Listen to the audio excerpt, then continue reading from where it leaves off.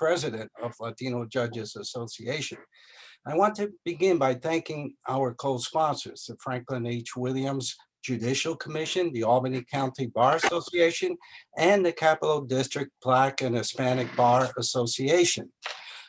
The association would like to acknowledge the following administrative and supervising judges in attendance. Deputy Chief Administrative Judge Edwina Mendelson, Presiding Justice Rolando Acosta, First Department, Presiding Justice Elizabeth Gary, Third Department, Presiding Justice Gerald Whalen, Fourth Department, Acting Presiding Judge, Court of Claims, Richard Seiss, Administrative Judge Gerald Connolly, Third Judicial District, Administrative Judge Felix Catena, Fourth Judicial District, Administrative Judge Craig Doran, Seventh Judicial District, Administrative Judge Paula Ferroletto from the Eighth Judicial District, Administrative Judge for Family Court in New York City, Jeanette Ruiz, Administrative Judge Julio Rodriguez, 12th Judicial District, Supervising Judge, New York City Civil Court, Shah Ali. We also acknowledge the presence of Assemblyman John D. Rivera, representing the 149th Assembly District in Buffalo, in the Buffalo area. And of course, thanks to each of our panelists and each of you for attending tonight's program.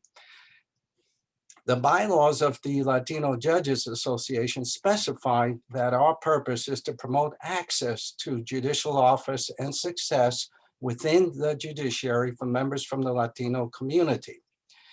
As was noted in the recent Equal Justice Review report by Secretary Johnson, nowhere is the need for Latino and diverse judges more urgent than upstate New York.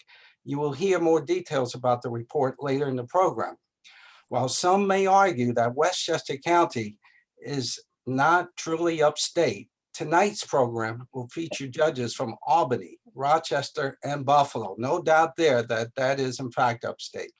After their presentations, our association's president, the Honorable Sally Massanet Daniels, will moderate a panel discussion and interview each panelist. Thereafter, there will be a Q&A moderated by Judge Wilma Guzman from Supreme Court, Bronx County. Then I will close out the program.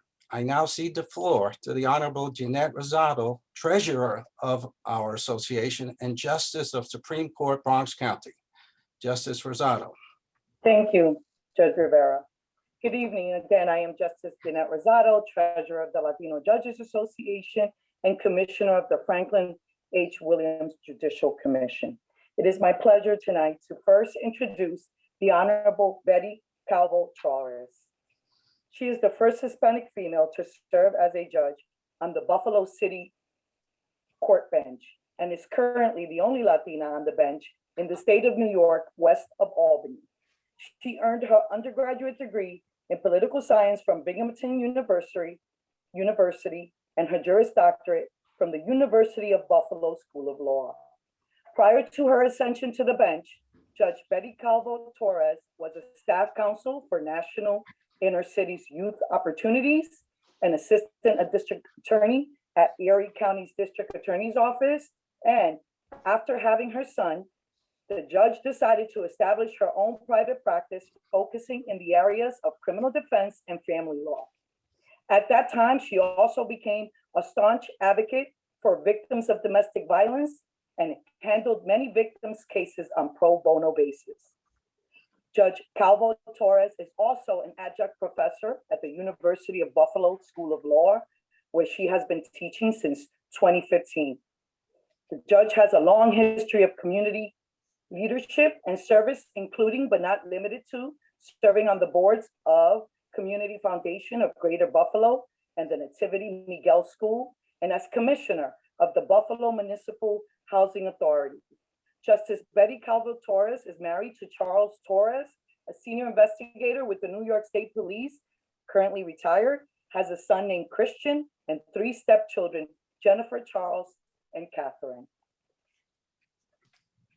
In August of 2020, Judge Michael C. Lopez and I were appointed commissioners of the Franklin H. Williams Judicial Commission.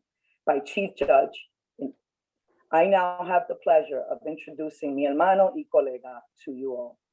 Judge Michael C. Lopez grew up in Darien, a small town about halfway between Buffalo and Rochester, New York. He attended SUNY Brockport, studying political science and history. After law school at the University of Wisconsin, he moved to Bogota, Colombia to work for a Jesuit human rights organization. In 1996, Judge Lopez returned to the US following the murder of his friend and human rights lawyer, Joshua Geraldo Cardona. Mike continued his activism surrounding US intervention in Colombia until he began his work at Maron County Public Defender's Office in 1998, where he remained for 20 years, handling a major felony case load and supervising younger staff. Before his election to Rochester City Court bench, Mike was highly engaged in the Rochester's progressive activist community. But closest to his heart are the hundreds of city youth he coached and mentored for over 15 years with Flower City Soccer. He is married to his beautiful wife, Erica, a probation officer, and has two sons, Nicolas Andres and Miguel Camilo, and a stepson, Cameron Malik. Judge Lopez is the first Spanish-speaking judge in the county where he presides. His two predecessors did not speak Spanish.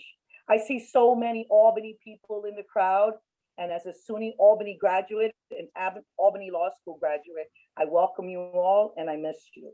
At this time, I turn the floor to the famous and charismatic Judge Joanne Quinones. Good evening, everyone. I am Joanne Quinones. I am the immediate past president of the Latino Judges Association and also a commissioner with the Franklin H. Williams Judicial Commission. It is my privilege this evening to introduce the Honorable Michael Cuevas, Justice of the Supreme Court in the 4th Judicial District. Judge Cuevas has had a varied and distinguished legal career encompassing both private practice and public service. His notable prior positions include service as Corporation Counsel for the City of Schenectady, Chairman of the New York State Unemployment Insurance Board, and later as Chairman of the New York State Public Employment Relations Board. He has also held the position of Chief Counsel with the New York State Assembly Minority Conference. And I know that this is the Upstate Experience and that we proudly claim Justice Cuevas as an upstate judge, but let it be known that Justice Cuevas is a native of Brooklyn, New York. Go BK. And he attended one of New York City's most sought after specialized public high schools, the prestigious Stuyvesant High School. I am also tickled pink, which is my favorite color, by the way, to be able to introduce my friend, the Honorable Richard Rivera. In December 2015, Richard and I were pinned together as commissioners of the Franklin H. Williams Judicial Commission. A year and a half later, in June 2017, we found ourselves at the same summer judicial seminar where we formed a group called the CJs and became fast friends. Since then, we have shared many meals and exciting times in Brooklyn, Albany, and Harlem. In fact, I remember this particularly colorful time in Albany. My bad, Richard. What happens in Albany stays in Albany, so I'm just going to move on. Richard is an Albany County Family Court judge and currently serves as the presiding judge of both the domestic violence part in Albany Family Court and the youth part in Albany County Court, and is also the first ever named supervising judge of the domestic violence and mentor courts in the 3rd Judicial District. He wears a lot of hats. He is a member of various bar and judicial associations and sits on the board of directors of the National Consortium on Racial and Ethnic Fairness in the Courts. Tonight's program, the Upstate Experience of the Latino Bench, is the brainchild of Judge Rivera and fellow Franklin H. Williams Commissioner Sandra Rivera, and is part of the year-long calendar of events celebrating the Commission's 30th anniversary. And just one last thing I'd like to say about both Judge Rivera and Sandra is that last summer, the three of us worked together to encourage other Latinos to apply to the commission. And we are so pleased with the recent appointment of fellow commissioners, Honorable Jeanette Rosado from downstate and Honorable Michael Lopez from upstate, who Richard and I met coincidentally at yet another summer judicial seminar. I now turn it back to Justice Rosado. Tonight's moderator and current president of the Latino Judges Association is none other than Bronx own, the fabulous Honorable Sally Mansonet Daniels. She is Associate Justice of the Appellate Division First Department and was appointed to that position in 2009, becoming the first Latina justice in the history of New York State to serve on that court. More recently, and just as amazing, in 2019, Justice Mansonet Daniels was designated a constitutional justice of the Appellate Division First Department. Without further ado, our moderator and our president, the Honorable Mansonet Daniels. Thank you so much, Judge Rosado. Let's jump right in. Now, in order to explore this very important topic, we must set the backdrop for this discussion. It is no secret that the upstate region of New York has historically lagged behind its downstate counterparts when it comes to diversifying the courts and the judiciary. This fact has been documented numerous times. First, in the 1991 New York State Judicial Commission on Minorities report, which concluded there are two justice systems at work in the courts of New York State, one for whites and a very different one for minorities and the poor. And it concluded that the public's perception of the court system is that it is racially biased. More recently, in October 2020, the Equal Justice Review of the New York State Court System report, authored by former Homeland Secretary Jay Johnson, at the behest of our Chief Judge Janet DiFiore, similarly found that while some improvements have been realized, many of the issues regarding the lack of diversity, equal justice, access, and treatment under the law persist. The report found that while the judiciary in New York State over the past 30 years had become more diverse, as the chart will show, when compared to the evolving demographics of the state, judges of color continue to be underrepresented. Indeed, the report noted that in 1991, there was a 20.5% point gap between the share of the population that was non-white and the non-white percentage of judges on the bench, as you will see. We were 30.7% of the population, but only represented 8.2% of the judiciary. And as we go along, we continue to go up in our percentage of the population, but continue to lag behind severely.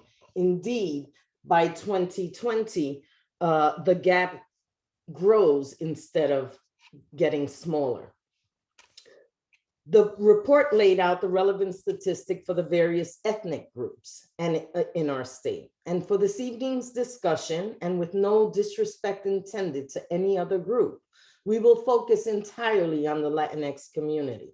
You will see from this slide that in 1991, Latinos represented 10.5% of the New York State population, but we only had 1.7% of the judiciary. By 2020, according to Jay Johnson's report, we constitute 17.7%, yet only 7% of the judiciary. Now, I will highlight that the Latino judges issued their own report, and our numbers are slightly different in that our overall percentage of Latinos in the state is larger. I think in large part that is due to the fact that Jay Johnson's report relied on data compiled by New York State, and our data used the Census Bureau for 2020 in order to access the information, since no information was reported from 24 out of 57 of the counties upstate with respect to their demographics or their judicial appointments. Slide 4. Based on the US Census Bureau data for 2019, you will see that whites represented 63.2% of the population, but 76.3% of the judiciary, representing an additional 13.1% above the population, while Latinos represented 19% of the population, but only 7.1 of the judiciary. Slide 5. Now, the disparities are only compounded the further north and west you go in our states. As we highlight in our LJA report, of the 84 Court of Claims judges, 7 are Latinos and only 1 is out of White Plains, our very own Vice President, Walter Rivera. Of the 143 Supreme Court justices out of New York City, 3 are Latinos and only 2 are from upstate, and that would be Maria Vasquez Doles out of Orange County, and one of our panelists tonight, Judge Manuel Cuevas out of Schenectady. Of the family court judges outside of New York City, 2 are from upstate. Our Nilda Morales Horowitz from Westchester County and Richard Rivera out of Albany County, another one of our panelists. Slide 6. Of the 167 city court judges, 5 are Latinos. Betty Calvo Torres from Buffalo, Michael Lopez from Rochester, both on our panel, Thomas Quiñones and Elena Goldberg Velasquez out of Yonkers, and Lizette Fernandez out of Peekskill. We have 2 in the town judges category. We have 3. Judge Maritza Fugaro Morton out of Cortland, Yvonne Santos out of Haverstraw, and Jorge Santiago de Rosas out of Orchard Park. He was elected in November 2018, and we did not learn about him until we started this program when I received an email from his supervisor letting me know that I was missing one. Village court judges, we have 5 of them.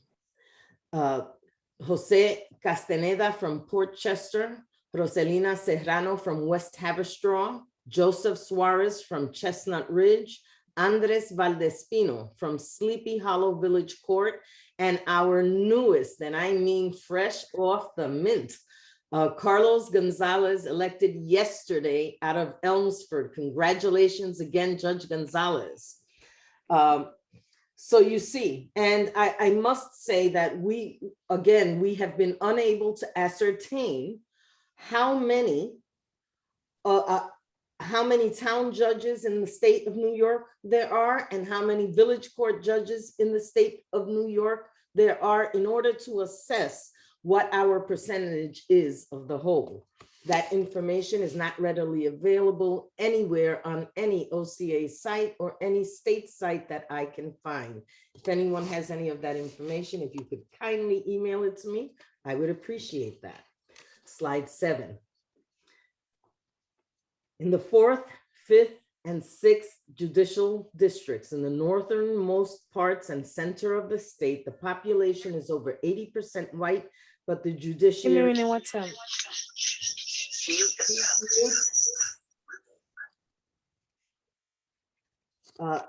But the judiciary is well over 90%, shows slide 8 and 9. And 9, thank you. And now in the westernmost part of the state, slide 10, the 7th and 8th judicial districts are more diverse because they contain the cities of Rochester, Buffalo, and Syracuse. These districts are around 80% white, and in the 7th district, the judges, white judges represent 86%, and in the 8th judicial district, white judges represent 88%. And even in the 3rd and 9th judicial districts, which are the most diverse jurisdictions in the southern part of the state, 9 non-white judges are similarly underrepresented. You'll see from this slide, In the third, the Latinx community accounts for 8.3% of the population, but only 1.6% of the judges. In the 9th Judicial District, next slide, the Latinx community accounts for 20% of the population, but we are less than 4% of the judiciary. Last slide. And so you see, this is where we are today. We can and we must do better. We are, you can take down the slide presentation. And now we will lead into our discussion. So if my assistant could please pin our panelists. And please know that each question is being asked with the backdrop that I've just set and the reality of our numbers in the New York State Judiciary. Each of you have 3 minutes, give or take, to answer each question. And then we will open up the floor to take a few questions from the audience as time permits. Question 1. All right, let's pin our, give me 1 second while I get the visual right. Betty, speak so that I can see you. Good evening, everyone. Okay, add a pin. Where are you, Betty? There you go. All right. Now, I'm going to start with La Dama. Please tell us about your journey to the bench and the obstacles you had to overcome. And in doing so, please describe the demographic realities of your region. Well, I feel that I cannot speak to my journey to the bench without speaking to, or at least acknowledging my mother's journey to and in this country. My mother is from the Dominican Republic, and she came here pursuing that American dream that so many of our parents came here to pursue. And instead, what she found was much difficulty because she didn't have marketable skills, didn't speak the language. But what I did get to see from her was a lot of hard work. And I really developed an appreciation for what this country has to offer. And I was never allowed to take for granted what my birthright of US citizenship granted me. And one of those opportunities it granted me was education. And that was already described in the introduction. So while I was in private practice, there was a wonderful campaign that took place in 2005 for mayor of the city of Buffalo. And in 2006, the city of Buffalo elected its very first African-American mayor, Byron Brown. And Mayor Brown was very keenly aware of the history that he made, but also very keenly aware of the need to have diverse and representative a representative bench in the city court bench. And so he understood that having a representative and diverse bench allowed for the engendering of confidence in our court, and he was very deliberate in his appointments. His first appointment was that of an African-American male, Craig Hanna. Many of you know him. And he now actually is our chief judge here in city court. And I was his second appointment. And when he appointed me, I became the first Latina ever in the history of this city to sit on the bench. So that tells us a lot about this area and some of the challenges that we face. And I think that the challenges that I'm going to share are not unique to me as a minority. And they include not knowing folks that have my same Hispanic descent or life experiences that could help me maneuver the political process. And the biggest part, I think, is creating that political will that is what allows for or encourages for appointments and elections of judges. And when we look at the numbers here, specifically in Buffalo, And Judge Mansonet, Daniel, thank you for that great overview. I'm going to just talk a little bit specifically about Buffalo, because I think it's important and it gives us some insight in terms of what we're dealing with way upstate, in the real upstate. And by the way, I'm from New York as well. So our Buffalo population is about 256,000, and Hispanics make up about 12% of that. Unfortunately, about half of that percentage votes.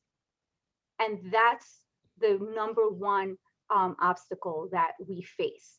And the second one, I would argue, is the existence, and Judge, you touched on this, almost the existence of two New Yorks, because there's this divide in terms of the numbers and how we're divided out throughout the state and how the numbers are looked at. But I think that if we were looked at as a whole and we somehow garnered those numbers, then we would be in a better political position and forced to be able to elect our own. So Thank you. Thank you. Michael Cuevas, you're next. I'm going in alphabetical order now. All right. Thank you, Judge Mansonet.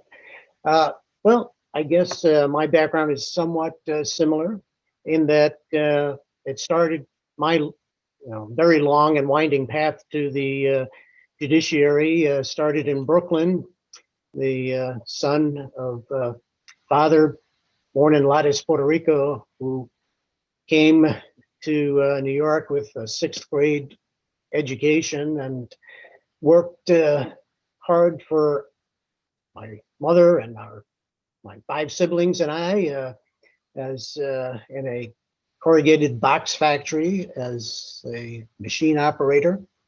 And we were obviously of modest family means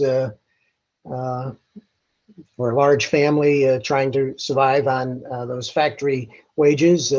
So we grew up in the projects, the Sumner houses, to be specific, in Williamsburg section of Brooklyn. Those were kind of tough times then. There was a lot of gang violence in the projects at that time. So the first obstacle to overcome was surviving and staying out of trouble in the projects. But we were fortunate.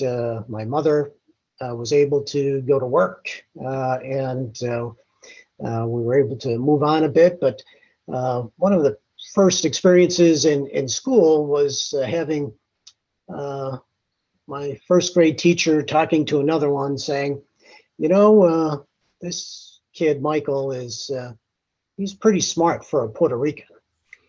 Well, that caused a little bit of uproar in my family when I reported that getting home. But I'm sure she was well-intentioned, as I think all of the teachers I was fortunate to have in the New York City public schools were. And as mentioned earlier, that it didn't become an impediment to my success in school, being able to attend what I believe is New York City's best high school, Stuyvesant High School. So that really wasn't much of an obstacle getting through the school system, but there was always the issue of family resources. Unfortunately, I was able to overcome that in going to college with a scholarship, but other expenses still had to be met because my parents weren't able to do that. So I worked about 3/4 time during my NYU years. And then while I was at NYU, my father was forced to retire. My parents moved somewhere less expensive, upstate New York. And I was left in the city. I was fortunate to get a full scholarship to Fordham Law School. The problem that occurred was I didn't have any place to live. And a condition was that you couldn't work while you were a scholarship student, at least in the first year. So I actually had to turn that scholarship back, and that led me to Albany Law School. And while that might have seemed like an obstacle at the time, it opened other doors, coming into a new community, because my time at Albany was a great experience, and I wound up staying in the Capital District after law school, and an opportunity to work with a litigation firm that gave me a lot of great responsibility at an early age. So while the working hours might have seemed like an obstacle, they too paid off with the valuable experience that I gained from that, and I actually wound up doing fairly well with the personal injury side of my practice, and so that led some other people to take notice, and I got to work for the Schenectady County Public Defender's Office and get some valuable trial experience there. And that led me to my first attempt to get elected as a judge. I ran for a city court judge in Schenectady as a relative newcomer to the city. My adversary had 3 political lines, and I had 1, but my father always thought you could always overcome things with hard work, and that almost worked. Out of 20,000 votes cast in that election, I lost by 200, just 1% of the vote. But that was one of the obstacles that we didn't overcome. But I went on, as was stated earlier, to be fortunate enough to have other positions and gain more experience and learn from that early judicial race that I really had to pick my battles, and I did not run again for election to a judicial position until 2019. And then the biggest obstacle to overcome was my age. It had been so many years since my first run, and everything else that I was doing in life, that now that I really want to run for Supreme Court at age 65, knowing that I would have a limited tenure on the bench. But everyone that I spoke to encouraged me to do it nonetheless. Perhaps I'll be lucky enough to serve on extension for some years after attaining age 70. But as I went around the 11 county district, the age did not seem an obstacle.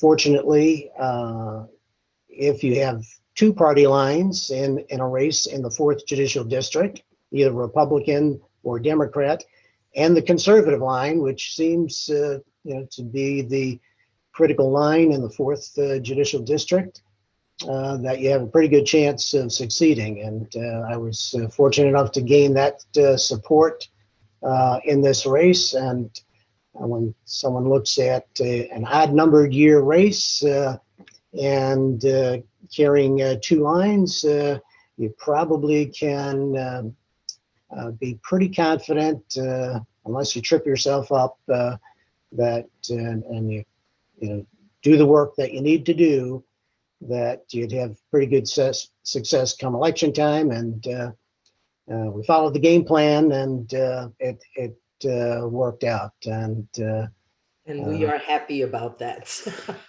Very much so. Well, okay. So as far as I know, I'm really the first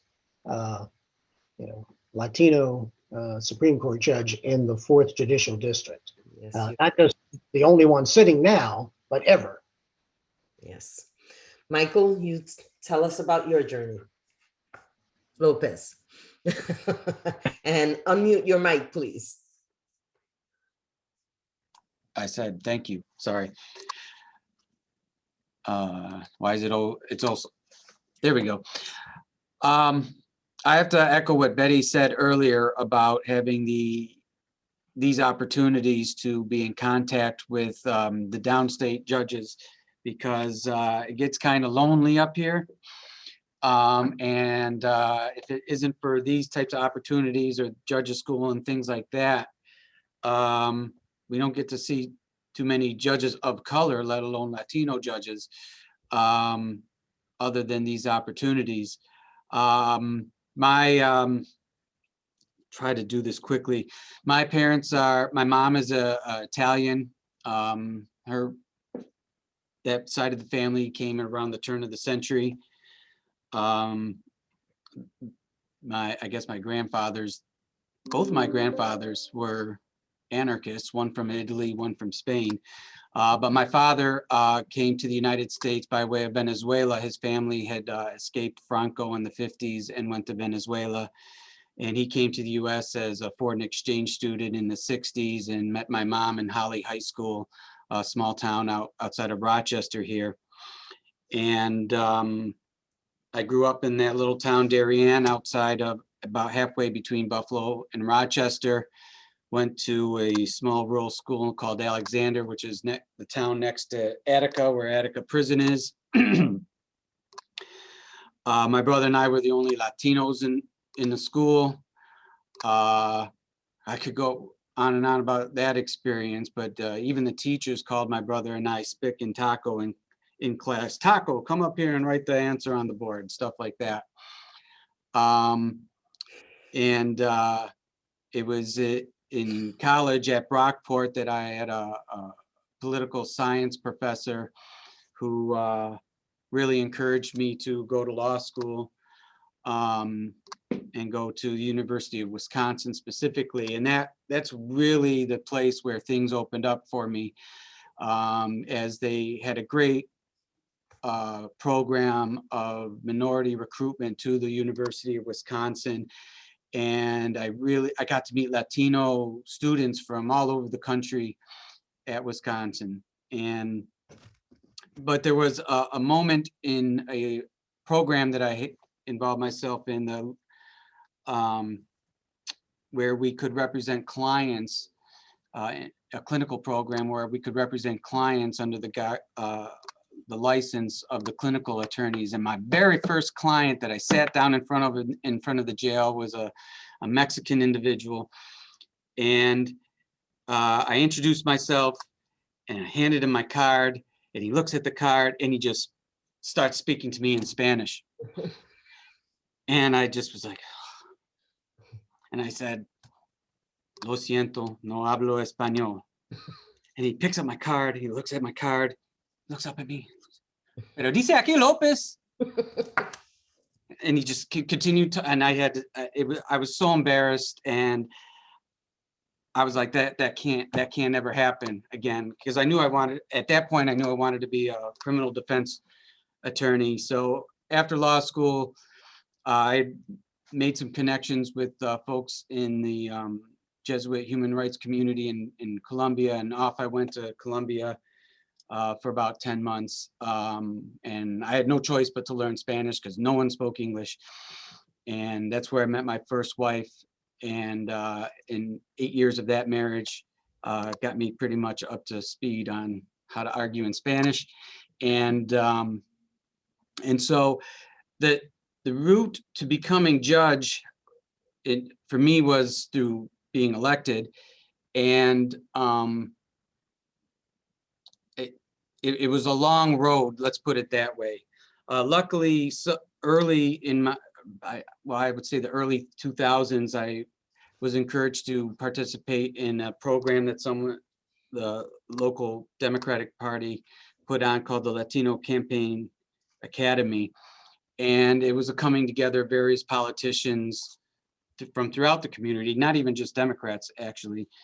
And it just gave that initial exposure to the electoral system. Back then, I thought I was some sort of leftist radical and was opposed to the electoral process because only sellouts do that stuff.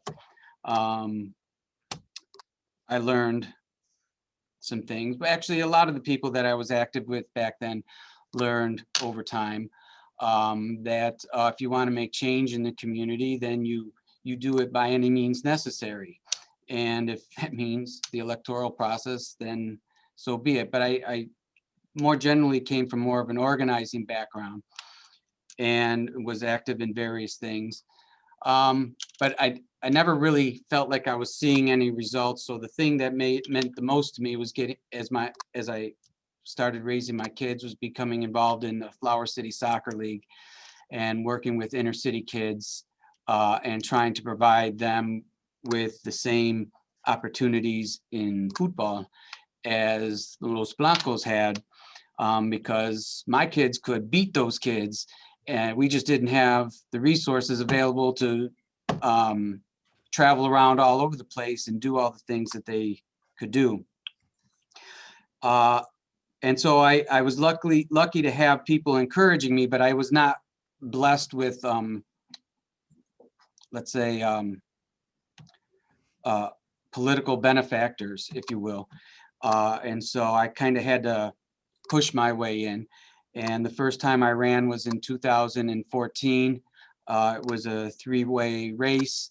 And I came in second to former Judge Estacio, who was a very good candidate at that time and became our first Latina judge here in Rochester. And so for a brief period of time, we had two Latino judges, Judge Castro and Judge Estacio. About 4 years later, Judge Castro retired. Obviously, unfortunately, Judge Estacio was removed. And I was honored really to follow into Judge Castro's footsteps. This is actually his former office, may even be his chair, I'm not sure. And all along the way, Judge Castro, I practiced in front of him as a public defender. He was always encouraging. He was not an easy judge to be in front of, always respectful, obviously, but he would challenge all the attorneys in front of him and made us better attorneys, but he was always encouraging us to run for office. And so in 2018, I ran again. And I really have to echo the idea of that if you're going to run.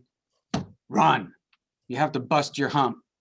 And I'm kind of lucky in Rochester in that it's a small enough city where busting your hump is possible. So I was able to walk this city with my list. The second time was a lot easier because you have your electronic device, all the names are on there, the addresses, the prime voters, you go, you knock on the door, and the map is there, you can keep it moving. The first time, you're juggling all this paper and stuff like that.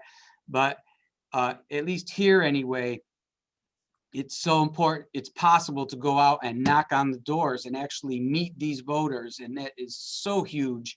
People want, and they're honored to meet a person who's going to become a judge, and they don't really get to see that so much. And here in Rochester, it's a heavily Democratic city. So if you win the primary, there's never a Republican candidate. And so this time I won by about 60% of the vote against another Latino candidate. As far as our Rochester area goes, I think the county is about 9% Latino. Unfortunately, I have to say they sort of only allow us to have a certain token number of positions, whether it be on city council, the bench. All right, Michael, thank Yes. you. Let me get All to right. Richard because we're gonna run out of time if Yep. we don't try to tighten up the answers. Richard, the floor is yours, my brother. Unmute. Unmute, yeah. Perdón, okay. So I'll try not to take up all the time, but to follow somewhat of a trend, I'm originally from the Bronx, New York, the Boogie Down. And I also grew up in the projects, or as we call them back home, Los Proyectos, with the gang that patrolled where I was the Savage Skulls, for those who might remember them. Anyway, I wound up here for law school and decided to stay.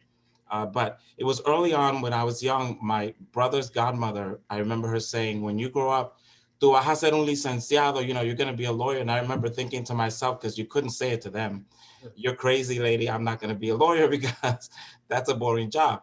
So I guess the joke was on me.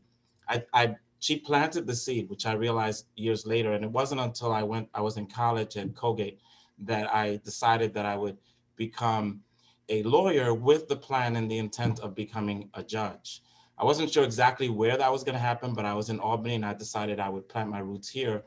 And so I started asking questions and started trying to find out how I could accomplish that goal. Not being from this area, one of the obstacles that I had was just that I was not necessarily known to the local people. And quite frankly, I also didn't participate and become involved that much in the local community so that people could know who I was. So when I first tried to run, it was in 2013 for a position here in the family court that was open by a judge who was here that decided to run for Supreme Court. And it was very hard because even though I worked in the Senate for a while, I wasn't familiar with the local politics. I had never run a campaign. I wasn't sure what the process was. So I asked a lot of questions. I got some answers. I interviewed with the committee and everybody else to try to become the candidate. But it was extremely difficult because nobody knew who I was. And I wasn't able to get the support behind me that is important when you're running for any office. But I tried anyway, because I remember one of the judges that I asked saying to me, you tried, you interviewed, because that gets your name out there. And I thought about that and I wanted to get my name out there. And if it didn't succeed the first time, it wasn't going to stop me. I was going to keep going until finally I was successful. So that was my initial plan. But what did happen when I did that, my first run, is that people did get to know me. I did meet the party chairs and the party leaders and some of the local officials and others who now knew my name. So back in 2014, when the governor and the legislature created the 20 family court judge positions across the state, one came to Albany.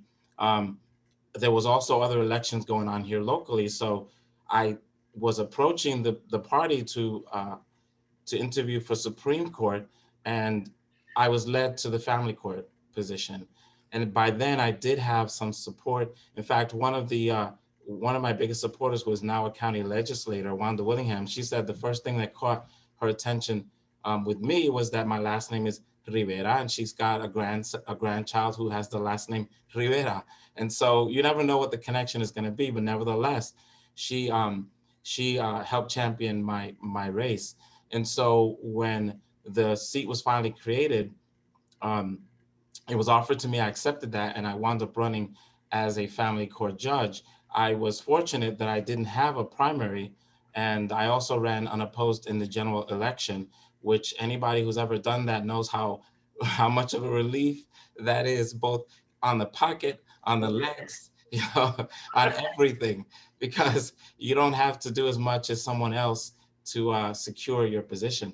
But, some of the obstacles, in addition to not knowing the process, not necessarily knowing the local players until I tried, also went beyond that. And I may touch on this a little more on one of the other questions, but also getting the support of the state and the state leaders here, which wasn't that easy. Of the 3 assembly members, I was only supported by 1 here locally, even though I was the party's candidate in 2014. There are no legislators of color at that level in my district. There are some at the county level. And so those are some of the obstacles that I saw, having that support from the ground up, who can push you and encourage you and who can support you when you're trying to be successful in becoming a judge. I'm so glad that you alluded to that entire part of this dynamic, because I think that's at the heart of our difficulty in the upstate area. And so my next question, I'm going to merge my second and third question together so that we have some actual time to get to the Q&A. And I would ask you to please try to keep your responses to 3 minutes or so, okay? So what are the structural impediments to advancing to higher judicial office in your region? Because I know, Betty, you ran for re-election to your seat in the city court instead of in the interim being nominated for a higher office. So my question to all of you is, what are those structural impediments to advancing to higher judicial office? And what are the regional forces that prevent gubernatorial appointments of Latinos to the Court of Claims, which is also sorely lacking? Betty, I'll start with you. So let's just start with the premise that this isn't a new issue. It's one that's been discussed, studied, and reported on time and time again. And admittedly, the report that Judge Daniels Manzanet Daniels, sorry, briefed for us is one of the most expansive and substantive ones we've seen lately, but the issue has been in existence for quite some time. In fact, I distinctly remember in 2007 testifying in front of a New York State Senate subcommittee that was looking at racial disparities throughout New York State in the judiciary. So I think the question, part of the question needs to be, we know what the issue is. We know where the impediments lie. How do we develop the will or the wherewithal to change that? But I'll touch on some of the impediments. In the 8th Judicial District, I would start with just the sheer size of the 8th Judicial District. It is 5,000 square miles. That's a lot of area to cover. Not only physically, I mean, it really is, if you think about it, it's almost impossible to cover that vast area. But financially, it's very difficult to cover that area. And that's if you get to that point. That's if you get on the ballot. And therein is the structural problem. And we've talked about this ad nauseum, right? You cannot get on the ballot unless the party says you're on the ballot. So that right there is what keeps us from being able to run in these races and to seek higher office, because there are underlying structural issues before you get to the point where you can even request the opportunity to be on the ballot. And they go back to some of the things that my colleagues have referred to, right? Not having that network, not having that depth of attorneys in this area, not having people who look like us, who have similar life experiences, who have last names like Rivera or Torres or Lopez or Cuevas on the bench and in elected positions to be able to support us. In upstate, we don't have that. Thank you, Assemblyman John Rivera, for joining us. He just got elected. He's the first Latino to be elected to that position. And his father is one of our council members. He's the only Latino on our council. We just got a mayor in Dunkirk, the first Latino in this area, in the state, actually. So without having folks in different elected positions to be able, as Judge Rivera spoke about, to be able to support our quest for nomination to the ballot, it makes it that much more difficult. And I'll touch on my prior point again, which is the existence of almost two New Yorks. And that's part of the structure that keeps our numbers divided and that waters down our ability to demand these nominations. Okay, Judge Cuevas, would you like to chime in on this one? Sure, thank you. Well, I know from my own experience that at one point in time when I was in state service, I was considered for a position on the Court of Claims. I skipped over that little judicial obstacle, but I happened to be chair of the Public Employment Relations Board at that time. And there was a little thing that happened during my watch in 2005, and that was the New York City transit strike. So that it became a very controversial issue about how the MTA thought we were handling those negotiations that eventually broke down, and what we did in the aftermath. There were people that had certain legal perceptions of how that should proceed, and they were misinformed as far as what the law was. In straightening them out, perhaps didn't use as much tact as perhaps I could have, where I said, you know, the strike charges had to be tried in Supreme Court in Brooklyn. Most people thought that I had the authority to handle those strike charges myself in Albany, but so that didn't go well with certain people, and I think it might have affected my potential appointment to the Court of Appeals, rather the Court of Claims. Right. But you know, for people within our judicial district, so that like Judge Calvo Torres' district, the 4th Judicial District is huge. It's a 4-hour drive from Schenectady up to St. Lawrence County in the northernmost part of the district. And in between, there's a sort of structural impediment called the Adirondack Mountains that are difficult to navigate, particularly in the wintertime. But seriously, the district, because it's so large and diverse, and particularly in the more rural areas, a lot more conservative than the areas in the southern part of the district, it's really hard to appeal to everyone. I just think back to my first judicial run for city court, that there were certain conservative folks in the city of Schenectady that thought, why should we have a Latino public defender running for city court judge? Is he really going to be tough on crime? And I don't know that that's not still a sentiment that many people hold, even in a civil position, because they just know you're going to be a judge.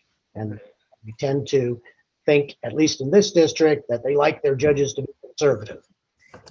So that I think is kind of the part of the problem in our district. Okay, Michael Lopez, what would you add to this conversation? And unmute. Unmute, Michael. Todavía estoy acostumbrado a ese. Okay, I've started my timer. Well, impediments, I guess, here in Rochester area, I mean, they're sort of personal and I guess generally political ones.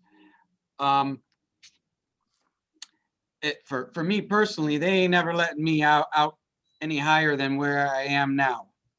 Coming as a public defender and being an activist in the community, there are certain elements of the community that mostly reside outside the city who consider me to be anti-police and all that sort of stuff.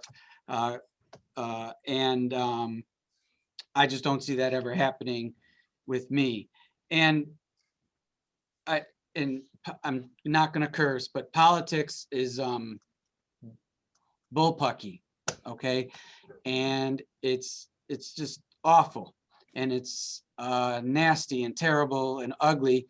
And then being a judge and having to separate out of that and try to keep my big mouth shut it takes effort.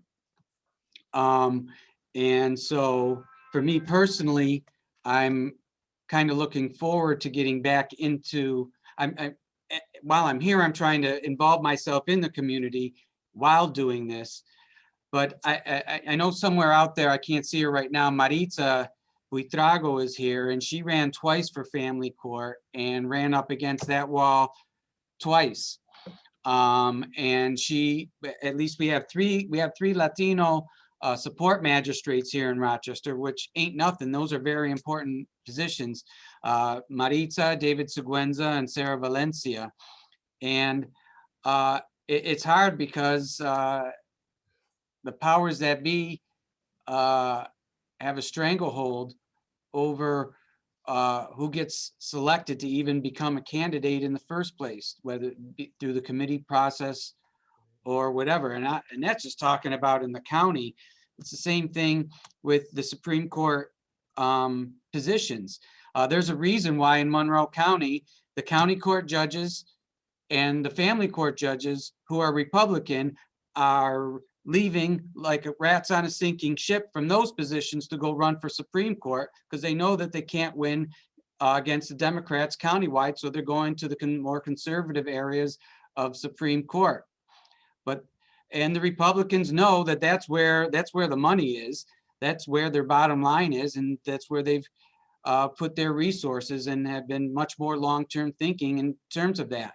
The Republicans in this area for a long time have had their candidates stacked up years in advance of who they intend to have as their Supreme Court candidates. And it's been very difficult to break through that for Democratic judges. There are some people in the pipeline and who I think might be able to break through, but it's going to take a lot of effort. I've gone 30 seconds over my time limit, Madam President. Thank you so much, Michael. Richard, you are up. Well, we all have similarities. So some of it I can just say ditto, right? As I alluded to earlier, we don't have any Latino representatives at the state level. And as I mentioned, even as the chosen party candidate, I wasn't fully supported by all three members of the assembly. In fact, one of them said to me, well, let me wait and see if you have a primary, and then I'll decide, come back to me after the primary. I mean, what sense does that make if you're the same party, right? Which sent me a message, and I heard it loud and clear. Thankfully, I didn't need his support, but that was, one of the major obstacles. And we're talking about 2014. We're not talking about a long time ago. I know that for a while, it's been difficult for local attorneys here to get positions. And I see Judge Treese is on, and he was one of the people. He was a federal magistrate, and he was one of the people that I looked toward because it encouraged me that he got that far, and I figured that I would be able to. But I know that there was a difficulty in getting anywhere beyond the city of Albany if you wanted to be elected. People tried. I know another attorney who tried to get to the Court of Claims, and it looked like it was going to work out. And then Pataki became the governor, and his chances went out the water. But if you don't have that support, then it makes it difficult. I always say that from what I can tell, they always have this excuse. Well, we don't know who's available. We don't know who's around. Who are they? So I've always been, and I still say this, we have to remove that from the equation. Make your presence known. Let them know, here I am. This is what I'm interested in doing. This is where I want to go. So that if they say that again, you'll know they're not telling the truth because they heard from you. But we have to eliminate that. It shouldn't be that way. They talk about wanting to diversify. They talk about wanting to have us in positions and get us elected, but they don't follow through because they have that excuse. Well, we don't know who's there. We don't know who's available. So if we eliminate that from the equation by making our presence known, it makes a big difference. And as I said, I'm the first Latino ever and still the only one elected as judge in any of the 7 districts in the 7 counties in the 3rd Judicial District. And I'm still the only one at any level, as far as I know. And if anyone out there knows any different, please tell me. And that was 2014. Prior to that, I was a child support magistrate, and I was the first person of color and the first and only Latino ever to hold that position. So, we all hope for the day to come where we no longer have to say I'm the first, right? Where we will have, I have to say, not too long ago, we had 3 openings in the city court in the city of Albany. And a lot of us took pride in knowing that there were 3 African-American women who were all running. One of them was an incumbent, who were all running for those spots. And, you know, it's a good thing to see that people are running because it gets the name out there. It gets us noticed. But that's one of the obstacles, to the extent that getting on the Court of Claims requires support from the legislature. We go back to that. If you don't have it, right, it's going to make it that much harder. And for those who get it, that's wonderful, but it makes it that much harder. And if you don't have the people at the county level pushing you to the state level representatives, it's going to make it even harder to get the ear of the governor to get appointed to the Court of Claims. There still hasn't been, as far as I know, in our county, in the county of Albany, and I believe in our whole district, I don't think there has been a person of color that was appointed to the Court of Claims. And so, you know, we can all ask why, but I think we all know the answer. Okay.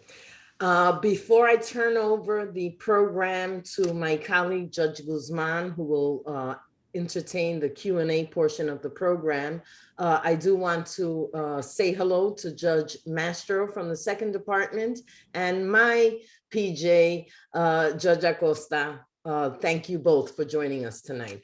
Judge Guzman, the floor is yours for Q&A from the audience. And I did get one question that I don't know if can you see the question from Sarah Valencia? Unmute your mic, Wilma. No, I can't see it. I'm looking. Okay, she sent it to me directly. She writes, I would like to know whether the panel feels the proposed court consolidation plan will enhance or hinder diversity on the bench in upstate New York. And Wilma, you take it away. Okay, well, good evening, everyone, and thank you for everyone attending, and thank you for our honored guests to be here. You heard the first question. Really right to the point.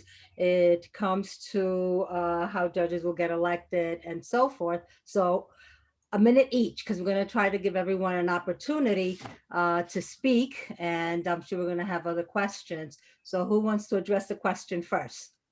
I can start it. Go ahead. I can say that I think there's a difference in how that was perceived between upstate and downstate. From what I know of the proposed plan, it would make it easier to diversify Supreme Court in upstate New York, because most of us, except for obviously Cuevas, most of us are at the county level, and it opens up county level judges to be on the Supreme Court, and therefore would also allow for the appointment to the appellate division departments. And so in that sense, it would make it easier. And that's just my 1 minute, 2 cents. Okay. Anyone else wants to address that question? Go ahead. Unmute. Unmute. Can't hear you. Okay. Well, that may be true in the short term. The issue then would be, once everyone is Supreme Court judges, you're running in a larger district. And as we have in the 4th JD and the other JDs, large districts with, a different electorate, which would perhaps make it tougher. Yep. And that's one area, I don't know if the other 2 judges want to comment, we sort of wanted to stay away from, because it is very controversial. And it is a topic in and of itself that has to be covered, but it's not the forum right now and right here, because there are different views. Right now we have different level courts with different judges, and everyone needs to be heard, and everyone has different views, and it's personal opinions as to whether it's going to work, not work. So we're going to sort of move away from that question right now and bring it at another forum at another time, which needs to be heard, and I think has been heard by the Latino judges and when we spoke, when they had the hearings before. But there is right now a question. Please post your questions on the chat so we can have them, or send them to Judge Manzanet also directly. And there is one question. Politics politics is a double-edged sword. You can't live as a judge, you can't live with it, but you can't live without it. So in order to get to a higher level, if that's your goal, how would you handle that once you're on the bench? Who wants to address that question first? I'll go ahead and touch on it briefly.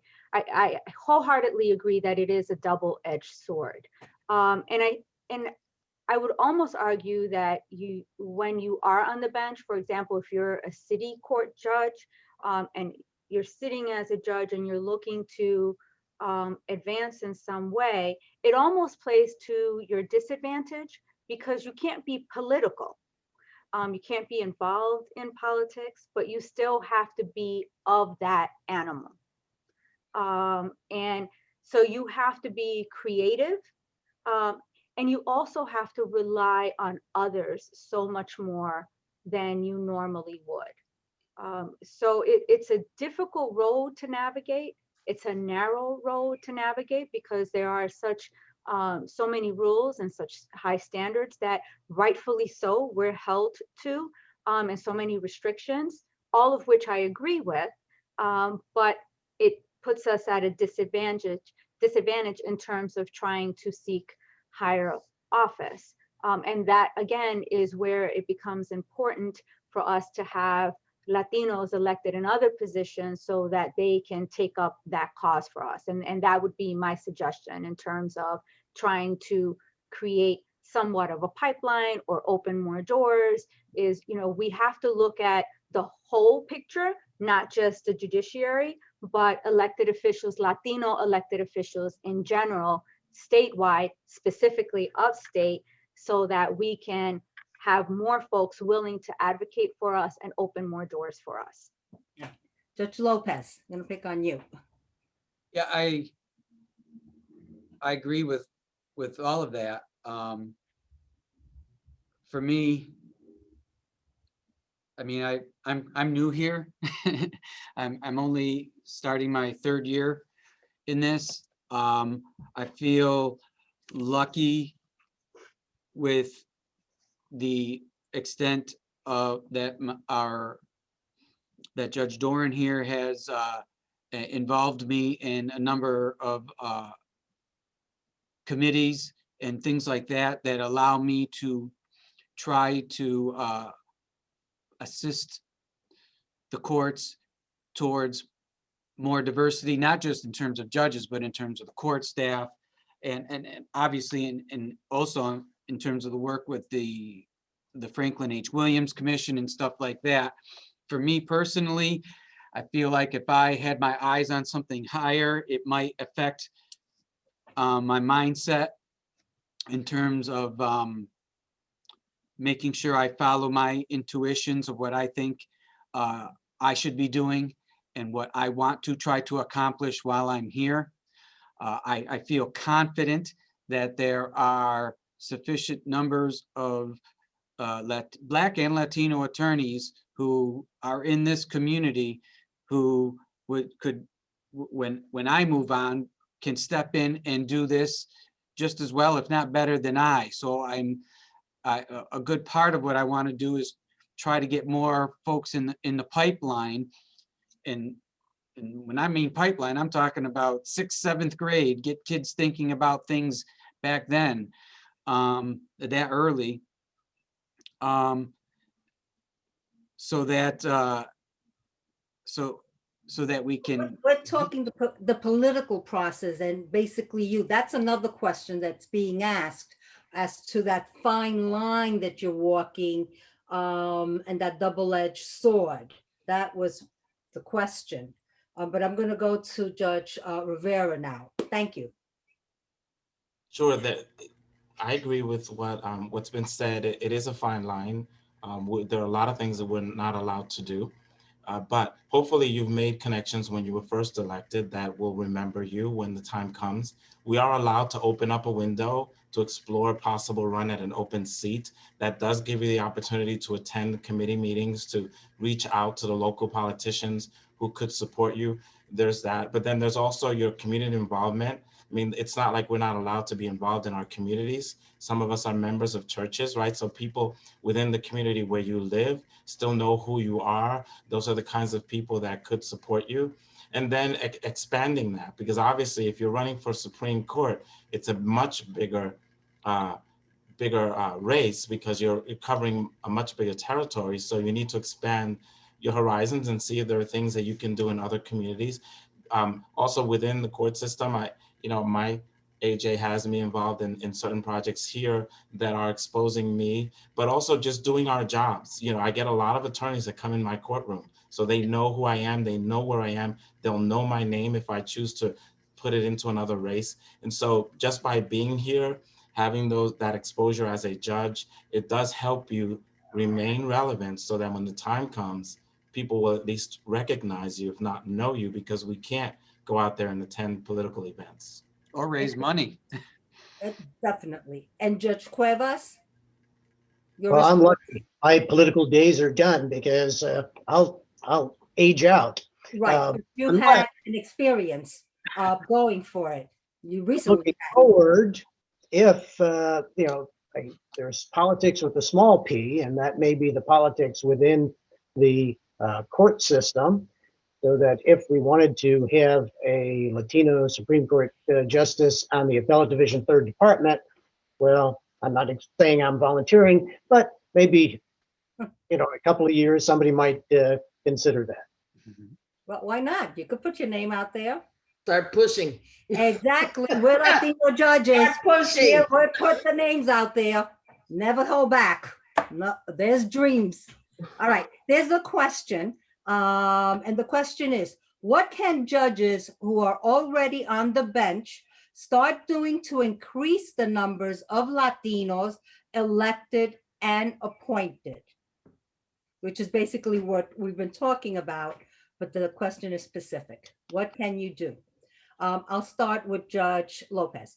Go ahead. Definitely, through your practice, you see the Latino attorneys in your community, establish relationships with them, try to, Maritza started trying to do it a couple of years ago, trying to create more of a Latino lawyer community here in Rochester, so that we can try to create a support base should any Latino attorney want to run for office, because that support base is going to be important, not just for the political connections, but it could be important for fundraising.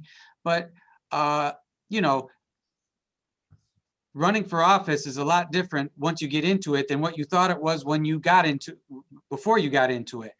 And so you have all these ideas of what you think you're supposed to do. I think Judge Rivera was talking about that earlier, and then you get into it and that's nothing like what you thought it was. And so it's our opportunity to guide these young attorneys and let them know what they're in for should they wish to run someday, and sort of be a mentor. And through the Franklin H. Williams Commission, we have that mentorship program, and I would encourage any of the judges on the call now to participate in that, to the extent they're not already. I mean, we already, I think, do it even if we're not in a mentoring program. We try to guide these younger attorneys towards the bench. Thank you. Calvo-Torres, Judge Calvo-Torres. Well, I think it goes back to something that Judge Rivera mentioned earlier about his aunt calling him licenciado, right? My grandmother actually called me abogadita sin título. So that, for those of you who don't speak Spanish, it was a little lawyer without a degree. And so that gives you some insight as to what kind of a child I was. But she in the same way planted that seed. And I think we need to do that with our younger generation, is to plant that seed. And one thing that I think is really important, and that I experienced myself, is to allow people to see and to encourage people to see in themselves what you see and what they may not be capable of seeing. And I'm saying that because when I first became aware of the vacancy in city court back in 2006 and then in 2007, I remember going home and saying to my husband, you know, the mayor's going to have the opportunity to appoint judges, and we need Latino representation on there. We don't have a single Hispanic on the city court bench. We need to find someone to push for, to recommend for this appointment. And he looked at me, and I had been an attorney for 10 years at that point, and he looked at me and he's like, what about you? And I can honestly say to you, that was the first time I had thought about it. And all along the way, I've had experiences where folks have seen in me something that I wasn't capable of. And now the young law students, undergraduate students, and high school students that I mentor, I do the same thing for them. I tell them, I can see that attorney in you. I can see that doctor in you. I can see that engineer in you. And so we have to allow our younger generation to see themselves in us and to see the potential in themselves. Let me just follow up on something, and then I'm going to let the other ones touch on that. How about not only the young attorneys that are coming up, but how about the community? The community seeing themselves on the bench when they come before those that they believe are going to listen to them, are going to hear them, and going to give them that equal opportunity to be heard. How about that? How about having the community? Judge Rivera, with both of those, the students that are coming up and the community that you're sitting before, seeing you, also representing them. How about that? Absolutely, I agree wholeheartedly. Here in our district, we're working on a program that we've entitled Career in the Courts. And what we're doing is going into the local high schools and middle schools, starting young, right? Planting the idea that they can have this career in the court, because a lot of our people, I don't know about you, but growing up, to me, a court was where you went if you got in trouble. And if you weren't a judge or a lawyer, you weren't going to court for anything. And so not just about being judges and lawyers, but you can have an entire career in the court system as a clerk, so many other things you can do. So we're doing that. And we're also trying to go into our religious and faith-based communities, churches around for the same purpose, so that they can have that exposure to the judges, to the lawyers, to the bench. And also trying to stay connected with the law school. I know that I try to volunteer as much as I can to judge moot court competitions and all of that, because then they can see my face. They can see that I'm here, even if I'm not able to do one-on-one. That type of thing we as judges can do, volunteer, do panels like this where we invite law schools and law students to attend so that they can see us. Kind of. So the political meeting never happened. Please unmute yourself, or rather mute yourself. We could hear you. Thank you. And then as my fellow Commissioner Lopez mentioned, the Franklin Williams Commission has that connection between the judges and the lawyers that they can participate in and get some advice and suggestions from us. Thank you. And Judge Cuevas, just a quick response to that question.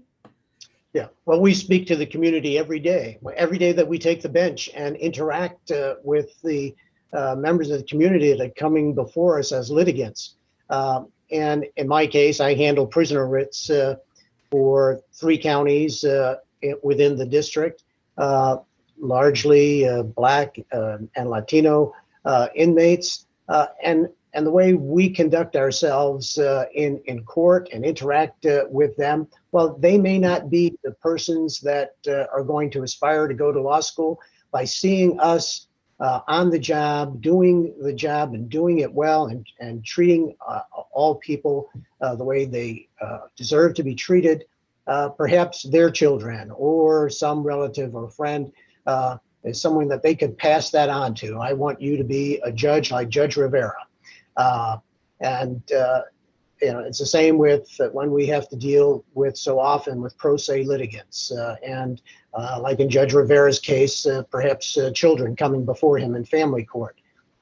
So we can send the message and inspire those people every day that in our everyday interactions in the court.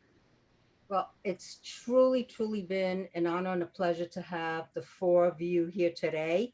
On behalf of the Latino Judges Association, I really want to thank Judge Rivera, Judge Cuevas, Judge Lopez, and Judge Calvo Torres. It has been an amazing evening, an amazing program, and we're close to running out of time, so we're going to be wrapping it up.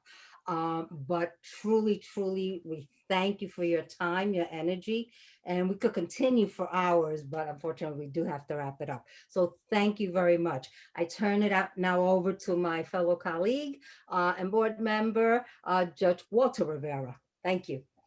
Well, we're going to end this program, and I would be remiss if I didn't say just a few closing remarks. And I want to say, Judge Calvo Torres, Judge Lopez, Justice Cuevas, and Judge Rivera, you are trailblazers, and you are role models in your respective communities.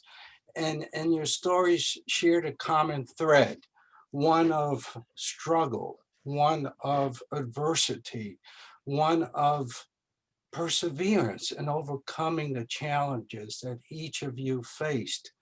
And along your journeys, and many of our journeys, there was someone, it could have been the tia, that aunt of Judge Rivera, a teacher, a professor, someone touched you and transformed you in a way. And that is another common thread. So please know that you're not alone upstate. We're here for you. And one of the advantages of one of the few advantages of the pandemic has been the growing use and awareness of the technology that we share. So we don't have to travel necessarily to Buffalo or Buffalo to New York City to have these type of gatherings, and we will be using them going forward. So thank you all, and count on the Latino Judges Association to continue to promote a pipeline program and to help any lawyer that aspires to be a judge, and to work closely with Judge Mendelson and all the great things that she's doing and all the initiatives, so that we can continue to not forget, but rather to improve and address the dire need for more of us and more diversity on the bench in upstate New York. So with that, this will conclude today's program. Thank you, Judge Sally Massanet Daniels. Thank you, panelists. Thank you, everyone who participated today. Have a nice evening and stay safe. And a Care, special everybody. thank you again to our co-sponsors, the Franklin H. Williams Commission, Judicial Commission, the Albany County Bar Association, and the Capital District Black and Hispanic Bar Association. Thank you all. Have a great night. Great job. Good night, everyone. Good And night. everybody, thank you. Good night, all. Fantastic. Buenas noches. Buenas noches. Buenas noches. And, All right. Que duerman bien.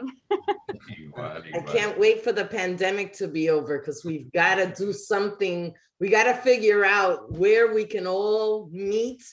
Us downstate folk will meet you guys halfway somewhere. Come I'm on not up. sure where that is. I say But we we go to gotta do Albany and do something. what Albany. Richard and Joanne did. I say we It's go not to half- Munich. No, no, no, no, no. You don't want to get involved in that. Absolutely. Okay, I want to know the secret. Well, Have a good what night, happens, everyone. We're gonna have to beat it out of Joanne. Good night, all.